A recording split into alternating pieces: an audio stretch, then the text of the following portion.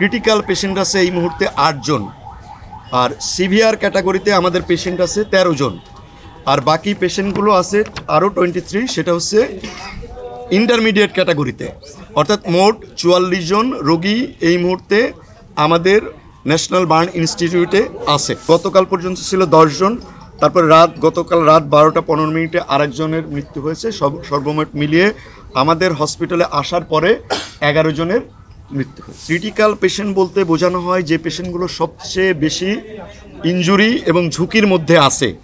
এই পেশেন্টগুলোর ক্ষেত্রে আমরা সবসময় বলে থাকি যে এই পেশেন্টগুলোর সম্পর্কে প্রেডিক্ট করা ভেরি ডিফিকাল্ট, তাদের ভালনারেবিলিটি অনেক বেশি।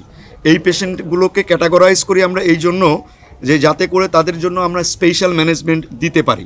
একদমই মানে এই পেশেন্টগুলোর পরিবর্তনটা ঘন্টায় ঘন্টায় হয়। এখন যে অবস্থায় আছে 1 ঘন্টা পরে হয়তো পরিবর্তনটা আরও খারাপের দিকেও যেতে পারে, হয়তো স্ট্যাটিক থাকতে পারে অথবা একটু ইমপ্রুভমেন্ট হতে পারে।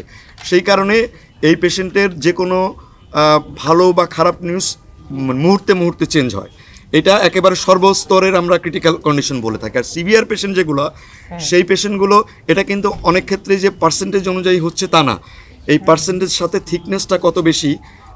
বেশ কিছু রোগী আছে আমাদের 40%-এর মধ্যে আছে, তারকেও আমরা ক্রিটিক্যালে নিয়ে যেতে হয়েছে, কারণ তার মেকানিক্যাল ভেন্টিলেশনে দিতে হয়েছে এবং সাথে অন্য ইনজুরিও অনেক বেশি।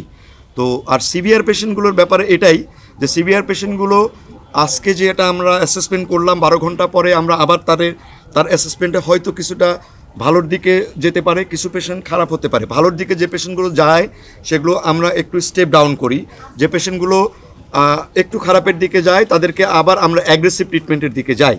সেই কারণে এই ক্যাটাগরিটা করা। আর ইন্টারমিডিয়েট গ্রুপ যেটা, সেই গ্রুপটা আমরা আশা করছি যে সেই গ্রুপের পেশেন্টগুলো হয়তো দ্রুতই ভালোর দিকে যাবে, কিন্তু এদের মধ্যেও যদি কোনো একটা ইনফেকশন হয়ে যায়, সেপসিস হয়ে যায়, তখন কিন্তু সেটা আবার সিভিয়ার ক্যাটাগরিতে চলে যাবে।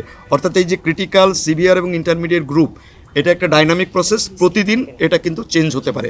আজকে যেমন 8টা ক্রিটিক্যালের কথা আমরা বললাম, সেটা আগামীকাল 9টাও হতে পারে, 10টাও হতে পারে। সিভিয়ার থেকে ওখানে চলে যেতে পারে, অথবা ক্রিটিক্যাল থেকে একজন হয়তো সিভিয়ার ক্যাটাগরিতে আসতে পারে।